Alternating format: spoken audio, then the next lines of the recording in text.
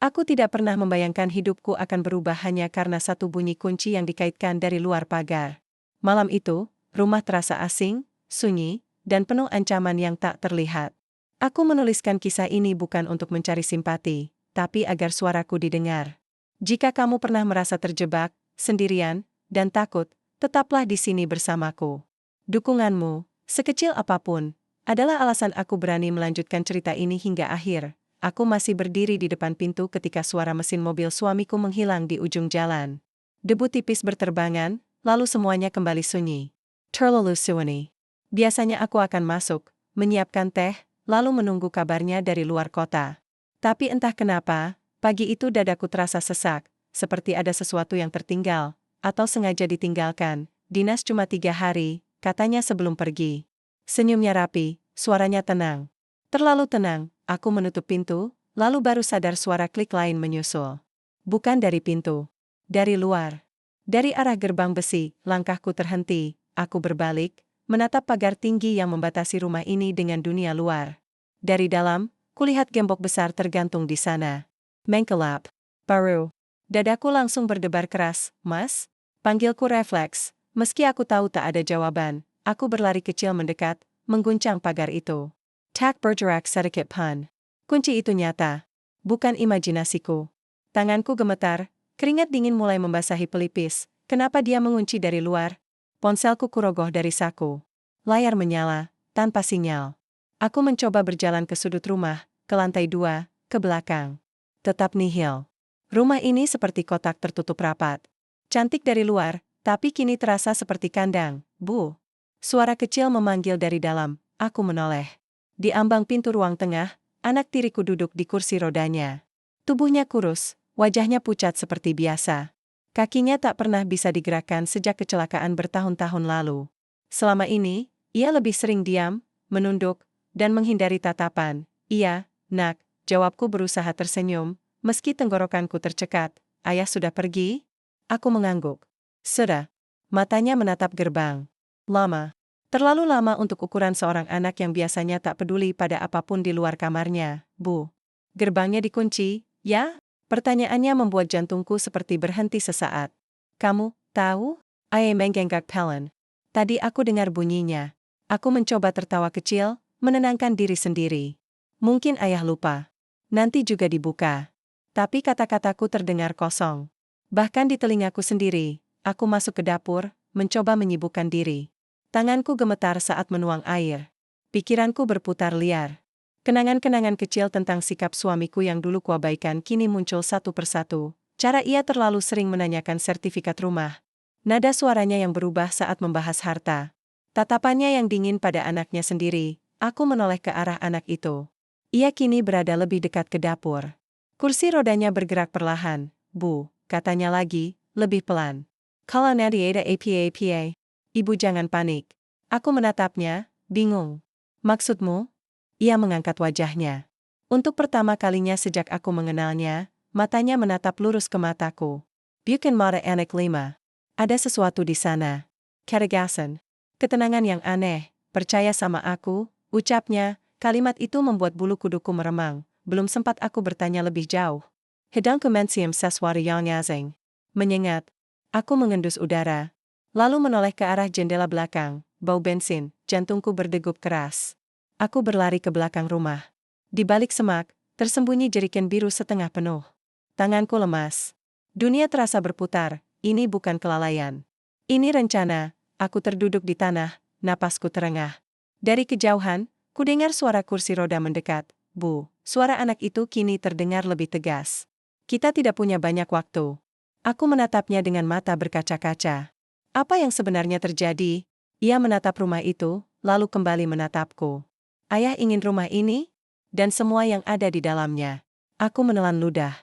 "Termasuk kita?"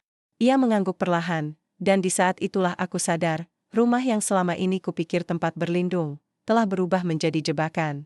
Dan satu-satunya orang yang mungkin tahu jalan keluar, adalah anak lumpuh yang selama ini kuanggap tak berdaya. Aku mengunci pintu belakang dari dalam, padahal aku tahu itu tidak akan banyak membantu. Tanganku masih gemetar ketika aku berdiri memandangi jeriken bensin itu, seolah benda mati tersebut bisa meloncat dan menyulut api dengan sendirinya.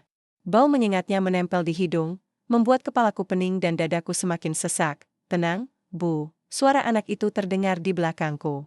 Kita masih punya waktu. Aku menoleh cepat. Ia sudah berada di ambang pintu dapur. Kursi rodanya berhenti rapi, posisinya menghadap lurus ke arahku. Cara ia menempatkan diri, terukur. Bukan kebiasaan anak yang selama ini ku kenal. Waktu untuk apa? Tanyaku lirih. Untuk berpikir, jawabnya singkat. Aku menelan ludah, lalu berjalan ke ruang tengah. Jendela-jendela tinggi yang dulu kupuji karena cahaya paginya kini terasa seperti mata-mata yang mengawasi. Aku menarik gorden, mencoba menenangkan diri. Dari sudut rumah ke sudut lain, aku memeriksa setiap pintu, setiap celah. Semi-waterkansi. Bahkan pintu kecil menuju gudang pun digembok dari luar. Rumah ini benar-benar ditutup rapat. Aku kembali mengeluarkan ponsel, mematikannya lalu menyalakan lagi. Tidak ada sinyal. Tidak satu garis pun. Aku mencoba menelpon siapa saja yang terpikir, tetangga, teman lama, bahkan nomor kantor suamiku. Semua gagal. Ayah sengaja mematikan pemancar kecil di atap, kata anak itu tiba-tiba. Aku menoleh tajam. Apa? Ia menunjuk ke langit-langit, tepat ke arah sudut rumah. Dulu pernah rusak. Ayah yang memperbaiki. Sejak itu, sinyal sering hilang. Kata katanya menusuk pelan tapi dalam. Aku teringat betapa sering aku mengeluh soal sinyal, dan betapa santainya suamiku menanggapi. Nanti juga normal lagi, katanya. Kenapa kamu tahu semua itu?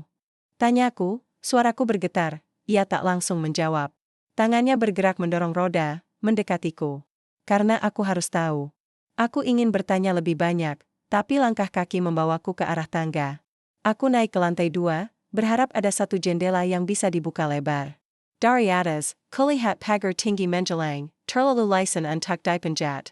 Bahkan jika aku nekat melompat, jaraknya terlalu berbahaya. Aku bersandar di dinding, napasku memburu. Air mata akhirnya jatuh tanpa bisa kutahan. Bu, suara itu menyusul dari bawah. Menangis tidak salah. Tapi jangan lama-lama. Aku menutup wajahku, lalu menarik napas dalam-dalam. Kata-katanya terdengar seperti perintah yang lembut. Aku turun kembali. Anak itu kini berada di ruang tamu, menatap meja kecil tempat foto keluarga kami terpajang. Foto yang selama ini kupikir simbol kebahagiaan, dulu ibu pikir ayah orang baik. Tanyanya tiba-tiba, pertanyaan itu membuatku terdiam. Aku mencintainya. Ayah mengenggak pelan. Aku tahu. Nada suaranya tidak menyalahkan. Justru itu yang membuat dadaku makin sakit. Ayah tidak pernah mencintaiku, lanjutnya. Dan sekarang? Sepertinya ia juga tidak mencintai ibu. Aku mendekat, berlutut di depannya. Kamu tidak salah. Ini bukan salahmu. Ia menatapku lama. Aku tahu. Karena ini memang bukan kebetulan. Aku terdiam. Jantungku berdebar lebih kencang. Apa maksudmu? Ia menghela napas kecil, lalu berkata pelan, ayah akan kembali sebelum malam. Ia tidak ingin ada saksi. Api akan menyelesaikan semuanya. Kalimat itu jatuh seperti palu. Aku membeku. Kamu, yakin? Ia mengangguk. Jeriken itu bukan satu-satunya. Aku bangkit panik, kembali ke belakang rumah. Benar saja, di balik rak tua, ada kain-kain yang disiram bensin. Aku terduduk lemas. Tanganku menutup mulut, menahan isak. Kenapa kamu setenang ini? Tanyaku, hampir berbisik. Kamu tidak takut? Ia menatapku. Kali ini, ada sesuatu yang berkilat di matanya. Bukan ketakutan. Bukan kepanikan. Melainkan keyakinan, aku takut, katanya jujur. Tapi aku sudah memikirkan ini lama. Aku menggeleng, tak percaya. Kamu masih anak-anak. Ia tersenyum tipis. Tidak di rumah ini. Keheningan menyelimuti kami. Jam dinding berdetak keras, seolah menghitung mundur. Di luar, matahari mulai condong, cahayanya memanjang di lantai. Waktu bergerak, dan aku merasa terjebak di dalamnya. Bu, katanya lagi. Mulai sekarang, dengarkan aku. Apapun yang terjadi. Aku menatap wajahnya, anak lumpuh yang selama ini kukasihani, yang kini berdiri sebagai satu-satunya penopang akal sehatku. Dalam ketakutan itu, aku mengangguk pelan. Baik, kataku. Aku percaya. Dan saat kata itu terucap, aku belum tahu bahwa kepercayaanku bukan hanya menyelamatkanku, melainkan membawaku masuk ke dalam rencana yang jauh lebih besar dari sekadar bertahan hidup. Aku baru sadar selama ini aku melihatnya dengan mata yang salah, sejak menikah dengan ayahnya. Aku menganggap anak itu rapuh. Tubuhnya yang lumpuh, caranya berbicara pelan, dan kebiasaannya menunduk membuatku yakin ia adalah anak yang harus selalu dilindungi. Aku sering merasa iba, sering berusaha bersikap lembut, tapi tanpa kusadari, aku juga meremehkannya. Malam itu, anggapan itu runtuh satu persatu. Kami duduk berhadapan di ruang tangga. Lampu sengaja kupadamkan sebagian, hanya menyisakan cahaya redup dari sudut ruangan. Aku mengikuti sarannya tanpa banyak bertanya. Entah sejak kapan, aku mulai menurut begitu saja. Ayah sering mengunci gerbang dari luar. Tanyanya tiba-tiba, aku mengernyit. Kadang, kalau pergi lama. Katanya supaya aman. Ia mengangguk pelan, seolah jawaban itu sudah ia ketahui. Dan setiap kali itu terjadi, ayah selalu memastikan tidak ada orang lain di sekitar rumah. Aku terdiam. Ingatanku berputar cepat. Undangan ke rumah yang sering ditolak suamiku. Alasan-alasan kecil yang dulu kuanggap wajar. Kini semuanya terasa janggal. Kamu memperhatikan semua itu? Tanyaku, karena aku tidak punya banyak pilihan selain memperhatikan. Jawabnya tenang. Aku tidak bisa pergi kemana-mana. Kalimat itu menamparku pelan. Aku duduk lebih dekat. Untuk pertama kalinya, aku benar-benar melihatnya, bukan sebagai anak lumpuh, tapi sebagai seseorang yang terjebak lebih lama dariku di rumah ini. Kamu tahu sejak kapan ayah berniat melakukan ini? Tanyaku lirih, ia menunduk sejenak, lalu mengangkat wajahnya kembali. Sejak ia mulai membicarakan harta di telepon. Sejak ia mengira aku tidak mendengar. Dadaku mengencang. Dan kamu diam saja. Karena aku harus yakin, katanya. Dan karena aku harus siap. Aku ingin berkata bahwa ini tidak adil. Bahwa seharusnya anak seumurannya memikirkan hal lain. Tapi kata-kata itu tertahan. Ada ketegasan di raut wajahnya yang membuatku malu. Aku teringat kejadian-kejadian kecil. Bagaimana ia hafal jadwal ayahnya. Bagaimana ayah tahu di mana ayah menyimpan kunci cadangan. Bagaimana ia selalu terjaga saat malam terasa terlalu sunyi. Semua itu bukan kebetulan, Bu, katanya pelan. Ibu pernah melihat ayah marah padaku? Aku mengangguk. Terlalu sering. Tatapan dingin, kata-kata tajam, seolah keberadaan anak itu hanya beban. Setiap kali ia marah, lanjutnya, aku belajar satu hal tentang dirinya. Aku menelan ludah. Apa? Bahwa ia tidak pernah menakutkan saat berteriak. Ia menakutkan saat terlalu tenang. Kalimat itu membuatku merinding. Karena itulah yang kulihat pagi tadi. Ketika ia pergi. Senyum rapi. Suara datar. Tanpa satupun emosi, aku menunduk. Air mata jatuh lagi tanpa izin. Maaf, kalau aku terlambat menyadarinya. Ia menggeleng. Ibu tidak terlambat. Ibu hanya baru masuk ke dalam lingkarannya. Aku menatapnya tajam. Lingkaran apa? Ia menoleh ke arah jendela, ke langit yang mulai menggelap. Lingkaran orang-orang yang ayah anggap bisa disingkirkan. Hening menyelimuti kami. Jam berdetak semakin keras. Aku merasa seperti sedang berbicara dengan seseorang yang jauh lebih dewasa dari usianya. Kamu tidak benci padaku? Tanyaku tiba-tiba. Aku istri ayahmu. Ia menatapku lama, lalu berkata pelan, dulu aku tidak tahu harus percaya siapa. Sekarang, aku memilih percaya pada ibu. Dadaku bergetar. Ada rasa hangat sekaligus takut. Kepercayaan itu terasa berat, seperti tanggung jawab besar yang baru saja diletakkan di pundakku. Apa yang akan kita lakukan? Tanyaku, ia menarik napas dalam-dalam. Bertahan. Dan memastikan ayah tidak menang. Nada suaranya berubah. Lebih tegas. Lebih dingin. Aku baru sadar tangannya sedang menggenggam sesuatu di pangkuannya, sebuah kunci kecil berkarat. Kunci apa itu? Tanyaku, kunci lama gudang bawah tanah, jawabnya. Ayah pikir aku lupa tempatnya. Aku terperanjat. Gudang itu sudah lama tak digunakan. Aku bahkan hampir melupakannya. Kenapa kamu menyimpannya? Ia menatapku, dan untuk sesaat, aku melihat sesuatu yang belum pernah kulihat sebelumnya, api kecil yang menyala di balik ketenangannya, karena suatu hari, katanya pelan, aku tahu kunci ini akan menyelamatkan kita. Di saat itulah aku benar-benar sadar. Anak yang selama ini kuanggap lemah, bukan hanya mengamati dari balik diamnya, ia sedang bersiap. Dan mungkin, sejak lama, ia sudah satu langkah di depan ayahnya. Malam turun perlahan, seperti tirai gelap yang sengaja diturunkan untuk menutup mata dunia dari apa yang akan terjadi di rumah ini. Lampu-lampu di dalam kupadamkan satu persatu, menjadi arahan anak itu. Katanya, cahaya hanya akan membuat kami mudah terlihat dari luar. Padahal tak ada siapa-siapa di sekitar sini. Atau setidaknya, itulah yang selama ini ingin diyakini suamiku. Aku duduk di lantai ruang tamu, bersandar pada dinding, sementara anak itu berada tak jauh dariku. Kursi rodanya berhenti tepat di bayangan lemari besar. Posisi yang aman, katanya. Aku tidak tahu dari mana ia belajar semua ini, tapi setiap kata yang keluar dari mulutnya terdengar penuh perhitungan. Bu, ucapnya pelan, memecah keheningan. Ibu masih ingat kapan terakhir ayah membicarakan soal warisan? Aku mengerutkan kening, berusaha mengingat. Beberapa bulan lalu. Waktu itu aku pikir dia hanya bercanda. Katanya, Roma ini akan jadi milik kita sepenuhnya. Ia mengangguk kecil. Sejak saat itu, sikapnya berubah. Aku terdiam. Benar.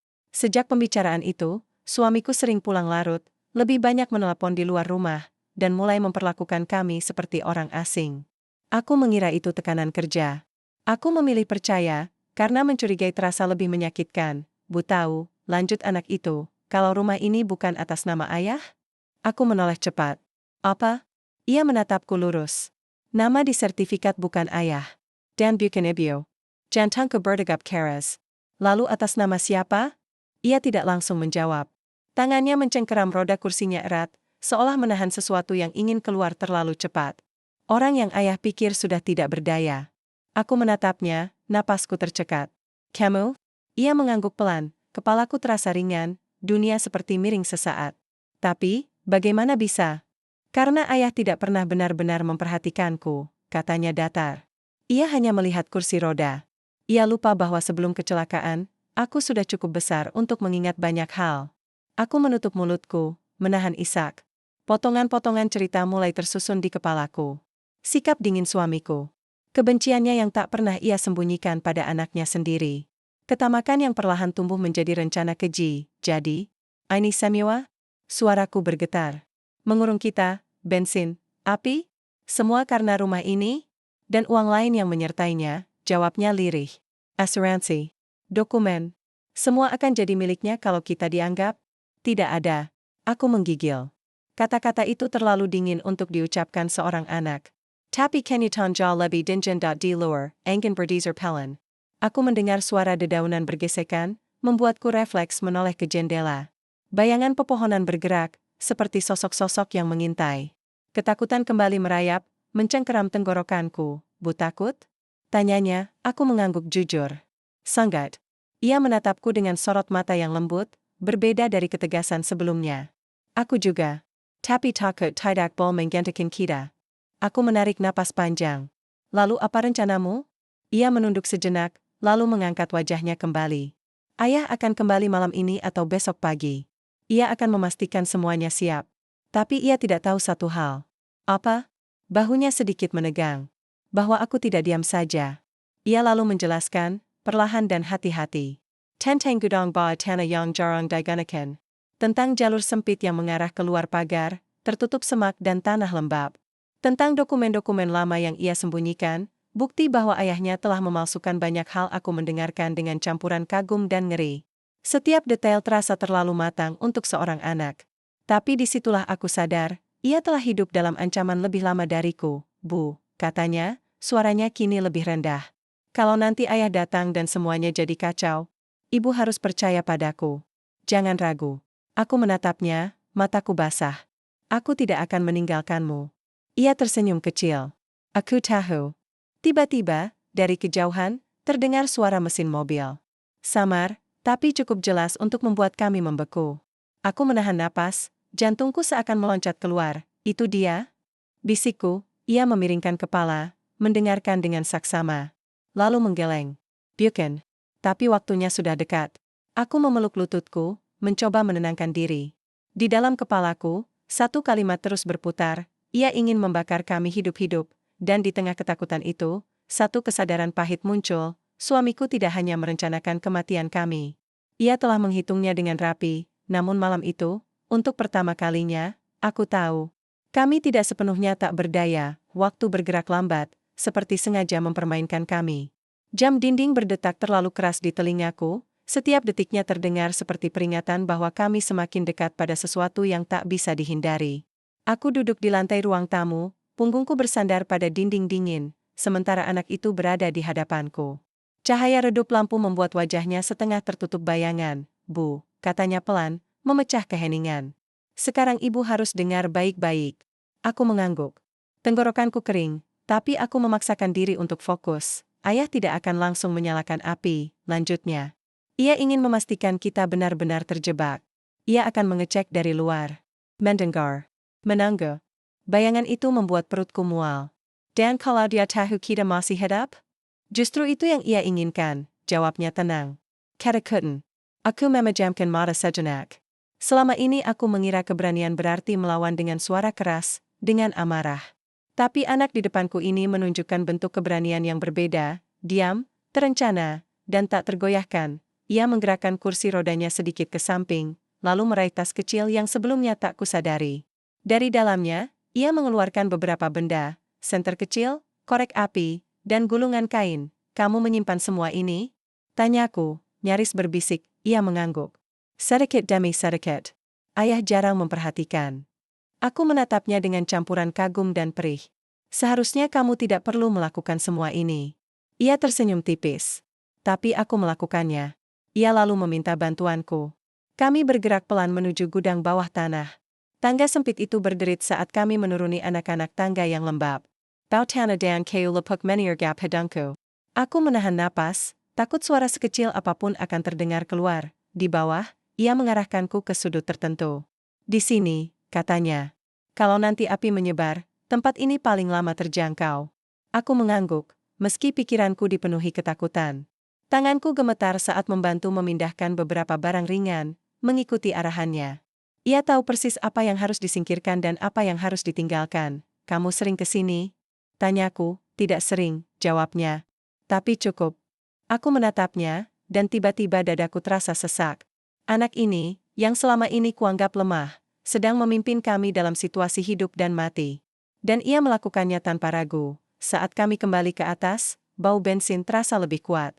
Aku menutup hidung, panik mulai merayap lagi. Api itu, kapan? Ia menatap jam kecil di pergelangan tangannya. Aku baru sadar ia memakai jam itu. Tidak lama lagi. Kalimat itu membuat kakiku lemas. Aku hampir terjatuh jika tidak segera berpegangan pada dinding. Ibu harus siap, katanya lembut, tapi tegas. Kalau nanti aku bilang lari, ibu lari. Jangan menoleh. Aku menatapnya tajam. Bagaimana denganmu? Ia terdiam sesaat. Untuk pertama kalinya, aku melihat keraguan melintas di wajahnya. Tapi hanya sesaat. Aku akan menyusul. Jawaban itu tidak cukup bagiku. Aku tidak akan meninggalkanmu, kataku tegas. Ia menatapku lama, lalu mengangguk pelan. Baik. Tapi kita harus bergerak cepat. Tiba-tiba, suara klik terdengar dari luar pagar. Pelan, tapi jelas. Kami saling pandang. Jantungku seperti berhenti berdetak. Dia datang, bisikku. Anak itu menarik napas dalam-dalam. Tangannya mencengkeram roda kursinya lebih erat. Belum masuk. Tapi ini tanda. Tak lama kemudian, bau asap tipis mulai merayap masuk melalui celah-celah jendela. Mataku perih, tenggorokanku panas. Api kecil pertama muncul di sudut halaman belakang, menjilat keringnya daun dan kain yang telah disiram bensin. Aku menjerit tertahan. Api, tenang, katanya cepat. Ini masih awal. Aku ingin lari. Naluri menyuruhku berteriak, memecahkan jendela, melakukan apa saja. Tapi aku memaksa kakiku tetap di tempat. Aku memilih percaya, api semakin besar. Cahaya oranye menari-nari di dinding, menciptakan bayangan mengerikan. Panas mulai terasa. Keringat mengalir di pelipisku. Di tengah kekacauan itu, anak itu melakukan sesuatu yang tak pernah kubayangkan. Ia melepaskan sabuk pengaman kursi rodanya, lalu, dengan usaha luar biasa, menyeret tubuhnya turun ke lantai. Apa yang kamu lakukan? Seruku panik. Ini lebih cepat, katanya terengah. Tapi matanya menyala penuh tekad. Aku membantunya. Tanganku gemetar saat menopang tubuhnya. Berat. Niara. Dan di saat itu aku sadar, ia tidak hanya berani. Ia rela mengorbankan kenyamanannya, bahkan keselamatannya, demi kami berdua. Api mulai menjalar ke dalam rumah. Asap memenuhi ruangan. Anak itu menatapku, wajahnya pucat tapi matanya tajam. Sekarang, Bu, katanya. Ikuti aku. Dan di tengah panas, asap, dan ketakutan yang mencekik, aku mengikuti seorang anak yang selama ini kuanggap lemah. Anak yang kini berdiri sebagai alasan terbesarku untuk bertahan hidup. Asap semakin tebal, membuat napasku terasa berat dan panas. Mataku perih, pandanganku berkunang. Api menjalar cepat di dinding belakang, suaranya berderak seperti makhluk hidup yang lapar. Aku menggenggam tangan anak itu erat-erat, Takut terpisah walau hanya satu langkah. Pelan, Bu. Ikuti arahku, katanya, terengah namun tetap tenang. Kami bergerak menyusuri lorong sempit menuju gudang bawah tanah. Cahaya oranye memantul di lantai, menari liar di dinding, seolah mengejek ketakutan kami. Aku bisa mendengar bunyi sesuatu runtuh di kejauhan, kayu patah, kaca pecah. Rumah ini, rumah yang dulu kupikir aman, kini berubah menjadi neraka. Kenapa dia melakukan ini? Bisikku, suaraku nyaris hilang tertelan asap. Apa salahku? Anak itu tidak langsung menjawab. Ia berhenti sejenak, menatap ke arah api yang semakin mendekat. Karena ayah tidak melihat manusia, katanya akhirnya. Ia hanya melihat apa yang bisa diambil. Kalimat itu menusuk lebih dalam daripada panas API. Aku teringat senyum suamiku, janji-janji yang dulu kupegang erat. Semua terasa palsu, seperti topeng yang akhirnya terlepas. Kami tiba di pintu gudang. Aku membantu membukanya, tanganku gemetar. Di dalam, udara terasa lebih dingin, tapi bau tanah lembab bercampur asap membuat dadaku sesak. Kami masuk dan menutup pintu perlahan. Jalep. Hanya senter kecil di tangan anak itu yang memberi cahaya. Aku bersandar di dinding, napasku memburu. Apa kita akan selamat? Tanyaku, nyaris berbisik. Ia menatapku, wajahnya diterangi cahaya senter. Ada ketegangan di sana, tapi juga keyakinan yang aneh. Kita harus. Belum sempat aku bertanya lagi, ponselku bergetar di tanganku. Getaran itu terasa seperti sengatan listrik. Layar menyala, nama suamiku terpampang jelas, aku menatap anak itu. Dia menelepon. Angkat, katanya singkat, kenapa? Karena dia ingin mendengar kita, jawabnya. Dan kita ingin dia berpikir kita takut. Tanganku gemetar saat menjawab panggilan. Hello? Suara suamiku terdengar tenang. Terlalu tenang. Kamu di mana? Aku di dalam rumah, jawabku terbata, berusaha terdengar panik. Ada API, aku takut. Ia tertawa kecil, dingin. Tenang saja. Kadang kecelakaan memang terjadi. Air mataku jatuh. Kamu di mana? Tolong, pulang. Aku sudah dekat, katanya. Tetap di sana. Panggilan terputus. Aku menjatuhkan ponsel, tubuhku gemetar hebat. Dia tahu, bisikku.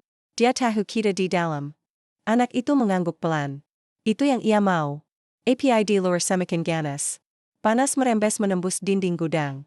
Aku bisa mendengar suara langkah di halaman. Berat, mantap. Suamiku telah kembali, Bu, kata anak itu, suaranya kini lebih rendah. Ingat yang aku bilang. Apapun yang terjadi, jangan panik. Aku menatapnya, air mata mengalir deras. Aku takut kehilanganmu. Ia tersenyum tipis. Aku juga. Tapi takut bukan alasan untuk menyerah. Tiba-tiba pintu gudang bergetar. Seseorang menendangnya dari luar. Debu jatuh dari langit-langit. Aku menjerit tertahan, keluar. Suara suamiku terdengar. Ini sudah berakhir. Anak itu menggenggam tanganku. Pilem. Pintu digedor lagi, lebih keras. Api menjilat celah-celah kayu. Panasnya menyengat kulitku. Aku merasa dunia menyempit, seperti tercekik oleh ketakutan dan asap. Kenapa kamu selalu menghalangiku? Suara suamiku terdengar marah sekarang. Kamu pikir aku tidak tahu? Anak itu maju sedikit, berdiri di hadapanku. Karena aku tidak akan membiarkanmu mengambil apa yang bukan milikmu. Ada keheningan singkat. Lalu tawa keras menggema di balik pintu. Kamu? Apa yang bisa kamu lakukan? Aku melihat sesuatu berubah di wajah anak itu. Bukan lagi ketenangan dingin. Ada api lain di sana. Api keberanian yang selama ini disembunyikannya. Aku bisa mengatakan kebenaran, katanya lantang. Dan aku sudah menyiapkannya. Pintu akhirnya terbuka dengan paksa. Cahaya API menyalakan.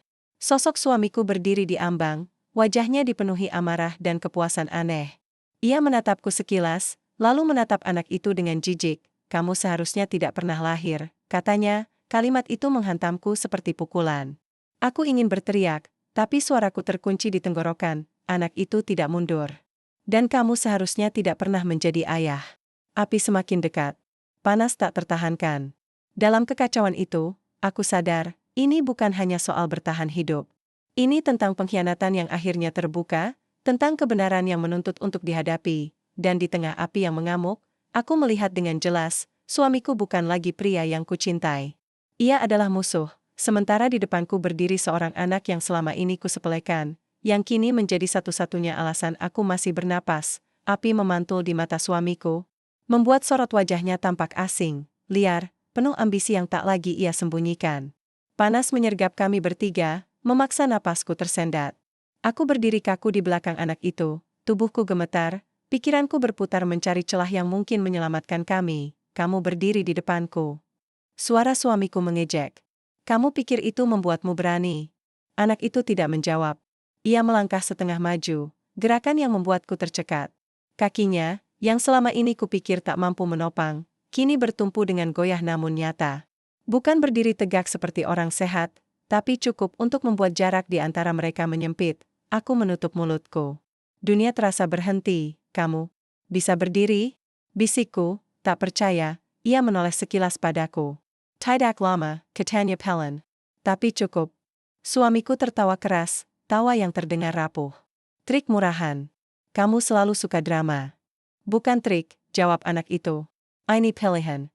Ia melangkah lagi, satu langkah kecil yang membutuhkan tenaga besar. Keringat membasahi pelipisnya, rahangnya mengeras menahan nyeri. Tapi ia tidak berhenti. Dan aku baru menyadari, ia sudah melatih ini. Diam-diam. Sendiri, kenapa kamu melakukan ini? Teriak suamiku, amarahnya mulai retak. Aku ayahmu. Anak itu mengangkat dagu. Ayah tidak pernah ada. Kalimat itu jatuh berat, memantul di dinding gudang yang bergetar oleh api. Suamiku terdiam sesaat, lalu wajahnya berubah masam. Aku membesarkanmu. Tidak, balas anak itu. Kamu mengawasi. Menelai. Menunggu kesempatan. Aku merasakan tangan anak itu meraba ke belakang, mencari sandaranku. Aku meraih lengannya, menopang tubuhnya. Sentuhan itu membuatku sadar betapa ringkihnya ia, dan betapa kuat tekadnya. Apa yang kamu inginkan? Suara suamiku lebih rendah sekarang, penuh perhitungan. Wang? Nama? Aku bisa memberi. Anak itu tersenyum tipis. Kebenaran. Ia mengeluarkan sesuatu dari saku jaketnya, sebuah flash drive kecil yang terikat tali. Semua ada di sini. Rekaman, dokumen, pesan. Termasuk rencanamu malam ini. Aku menatap benda itu, jantungku berdebar. Jadi ini yang ia siapkan. Bukan hanya pelarian, Bakti. Kamu bohong. Suamiku melangkah maju, tangannya terulur. Serakan. Anak itu mundur setengah langkah, napasnya tersengal. Satu langkah lagi, katanya tegas, dan semua ini terkirim. Aku menelan ludah. Terkirim kemana? Tanyaku lirih, ke tempat yang aman, jawabnya tanpa menoleh. Dan ke orang-orang yang tepat. Suamiku berhenti. Api mengaum di belakangnya, seolah mendukung kemarahannya. Kamu tidak berani, katanya dingin, anak itu menatapnya lurus. Aku sudah melakukannya. Keheningan pecah. Wajah suamiku memucat. Aku melihat sesuatu runtuh di sana. Keyakinannya bahwa ia mengendalikan segalanya. Bu, kata anak itu pelan, masih berdiri dengan susah payah. Sekarang.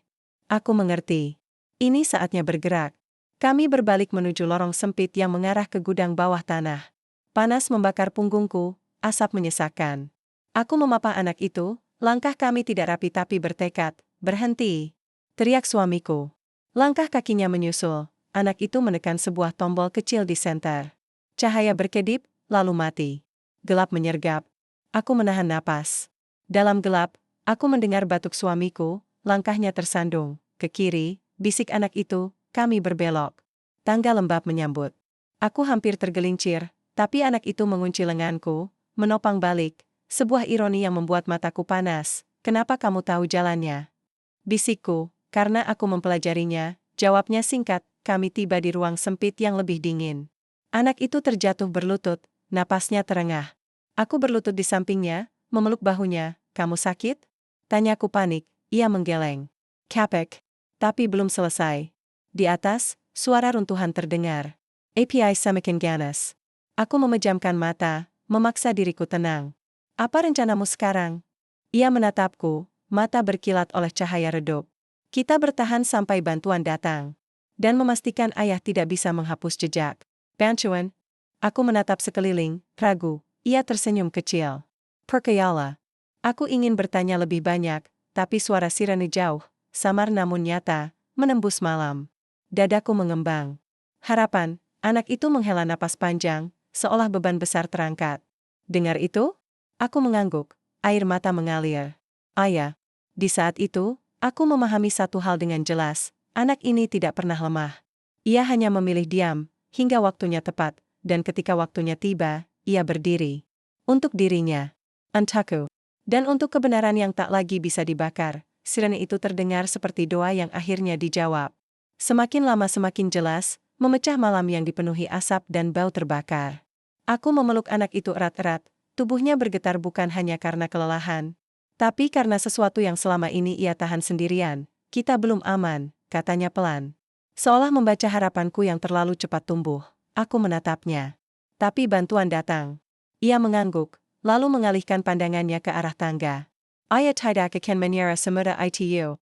Kami berdiam di ruang sempit itu, hanya diterangi cahaya samar dari celah papan yang retak. Di atas, suara api masih mengaum, diselingi langkah-langkah tergesa dan teriakan. Aku tidak tahu apakah itu suamiku, atau orang-orang yang mulai berdatangan. Waktu terasa mengalir aneh, antara detik yang terlalu panjang dan kejadian yang datang bertubi-tubi. Bu, kata anak itu, suaranya lebih lirih sekarang. Aku perlu ibu dengar ini. Sekarang. Nada suaranya membuat dadaku kembali mengencang. Apa? Ia menarik napas dalam-dalam. Semua yang terjadi malam ini, bukan reaksi spontan. Aku menegang. Maksudmu? Ia menatapku lurus. Tidak ada lagi keraguan di matanya. Aku sudah memperhitungkan ini. Kata-kata itu menggantung di udara. Api di atas berderak, seolah menjadi latar bagi pengakuan yang akan mengubah segalanya. Aku tahu ayah akan mencoba menyingkirkan kita, lanjutnya. Aku juga tahu caranya. Api adalah pilihannya yang paling cepat, paling bersih menurutnya. Aku menggeleng pelan. Kamu tahu? Tapi tetap tinggal. Karena pergi berarti memberinya kemenangan, jawabnya tenang. Dan karena aku butuh saksi. Aku terdiam. Aku? Ia mengangguk. Ibu, orang dewasa. Istri sahnya. Tanpa ibu, ceritaku hanya suara anak lumpuh yang dianggap tidak penting. Kalimat itu menusuk hatiku. Aku meraih tangannya. Kamu penting. Dari dulu. Ia tersenyum kecil, tapi senyum itu pahit. Tidak bagi ayah. Di kejauhan, sirene semakin dekat. Aku bisa mendengar suara kendaraan berhenti, teriakan perintah, suara air disemprotkan. Api mulai kalah, sedikit demi sedikit. Tapi bahaya belum sepenuhnya pergi. Aku menyimpan bukti bukan hanya di flash drive itu, katanya lagi. Aku juga sudah mengatur waktu. Waktu? Tanyaku bingung. Panggilan ayah ke ibu, jawabnya. Semua terekam. Dan lokasi ponsel ayah, terekam. Aku membelakakan mata. Kamu? Aku mengatur agar ia menelepon, katanya pelan. Agar ia mengakui tanpa sadar. Aku teringat nada dingin suamiku, kata-kata tentang kecelakaan. Dadaku bergetar. Kamu menjebaknya. Ia menunduk. Aku melendangi kebenaran. Tiba-tiba terdengar suara langkah mendekat ke arah gudang. Senter menyorot dari atas, menembus celah papan. Suara orang-orang terdengar, petugas, mungkin. Tapi di antara suara itu, ada satu suara lain yang membuat darahku membeku, suamiku. Aku di sini. Teriaknya, suaranya parau. Anakku di dalam. Istriku juga. Aku mencengkeram bahu anak itu. Dia berbohong. Biarkan, katanya. Kebohongan terakhirnya. Langkah-langkah semakin dekat. Pintu gudang dibuka paksa. Cahaya terang menyilaukan mataku. Aku mengangkat tangan, refleks melindungi wajah. Suara orang-orang bercampur, memerintah, bertanya, di sini. Seseorang berteriak. Ada 2 orang. Aku merasakan tangan-tangan kuat membantu kami keluar. Udara segar menerpa wajahku, membuatku terbatuk keras. Api masih menyala di beberapa bagian rumah, tapi kini dikepung air dan cahaya. Aku melihat suamiku berdiri tak jauh, wajahnya berpura-pura panik. Ayah berlari ke arah kami. Syukurlah kalian selamat. Aku ingin berteriak. Menempar. Mengungkap semuanya saat itu juga. Tapi tangan anak itu mencengkeram lenganku pelan. Belum, bisiknya, petugas memisahkan kami. Anak itu diberikan di tando. Aku berusaha mendekat, tapi ditahan. Bu, biarkan kami bekerja, kata seseorang. Di tengah kekacauan itu, anak itu menoleh padaku. Tatapan kami bertemu. Ada ketenangan di sana, dan sesuatu yang membuatku menggigil. Ia mengangkat tangannya sedikit, menunjukkan flash drive yang masih tergenggam. Lalu, dengan gerakan kecil hampir tak terlihat, ia menjatuhkannya ke saku petugas yang sedang menolongnya. Hatiku berdegup kencang. Aku mengerti sekarang. Ini bukan tentang melarikan diri dari api. Ini tentang memastikan api tidak bisa membakar kebenaran. Suamiku menatap kami dengan mata penuh pertanyaan. Untuk sesaat, tatapan kami bertemu. Aku tidak lagi melihat suami. Aku melihat seseorang yang permainannya hampir selesai, dan di tengah sirene, air, dan asap yang mulai memudar, aku menyadari satu hal yang membuat kakiku lemas. Anak itu bukan hanya menyelamatkanku malam ini, ia telah mengatur segalanya agar kebenaran keluar ke permukaan. Bahkan jika itu berarti menghadapi ayahnya sendiri, malam itu terasa lebih panjang dari biasanya. Tidak ada teriakan. Tidak ada bentakan. Hanya sunyi yang menekan dada, seolah udara pun ikut enggan bergerak. Aku duduk sendirian di sudut ruangan, memeluk lutut, menatap lantai yang dingin. Semua yang terjadi beberapa jam lalu masih berputar-putar di kepalaku, seperti potongan ingatan yang menolak pergi. Kata-kata yang terucap, tatapan yang berubah, kepercayaan yang runtuh tanpa sempat diperbaiki. Aku kalah. Bukan kalah oleh orang lain, tapi oleh diriku sendiri. Selama ini aku selalu meyakinkan diri bahwa aku kuat, bahwa aku bisa bertahan, apapun yang terjadi. Tapi malam ini aku sadar, ada luka yang tidak bisa ditahan hanya dengan diam. Ada rasa sakit yang semakin dalam justru karena disimpan terlalu lama. Aku menghela napas panjang. Dadaku terasa sesak. Bukan karena marah, tapi karena menyesal. Penyesalan karena tidak jujur sejak awal. Penyesalan karena memilih diam saat seharusnya bicara. Dan penyesalan terbesar, karena mengira waktu akan memperbaiki segalanya, padahal waktu hanya memperjelas luka yang diabaikan. Bayangan wajah itu kembali muncul di benakku. Tatapan yang dulu hangat, kini dingin dan penuh jarak. Aku tahu, ada kekecewaan di sana. Dan aku juga tahu, akulah penyebabnya, kalau saja aku berani saat itu. Gumamku pelan, hampir tak terdengar, tapi hidup tidak pernah memberi kesempatan untuk mengulang. Yang ada hanya sisa-sisa keputusan yang harus ditanggung. Aku bangkit perlahan, berjalan menuju jendela. Di luar, lampu-lampu tampak buram oleh air mata yang tak sempat jatuh. Dunia tetap berjalan seperti biasa, seolah tidak peduli ada hati yang sedang hancur di dalam ruangan ini. Ironisnya, luka terdalam justru datang bukan dari orang yang membenci kita, melainkan dari orang yang pernah kita percaya sepenuh hati. Aku menutup mata, mencoba mengingat versi diriku yang dulu, yang penuh harapan, yang percaya bahwa niat baik selalu berujung baik. Versi diriku yang kini terasa begitu jauh. Maaf. Ucapku lirih, entah pada siapa. Maaf karena mengecewakan. Maaf karena tidak menjadi seperti yang diharapkan. Maaf karena terlalu lama menyangkal kenyataan. Air mata akhirnya jatuh juga. Pelan, tanpa isak, tanpa suara. Aku membiarkannya. Untuk pertama kalinya, aku tidak mencoba menahan apapun. Karena mungkin, inilah caraku berdamai dengan rasa sakit. Dengan mengakuinya, malam semakin larut. Dan di tengah kesunyian itu, aku sadar satu hal yang pahit. Tidak semua luka harus dibalas. Tidak semua kesalahan bisa diperbaiki. Namun setiap penyesalan selalu meninggalkan pelajaran.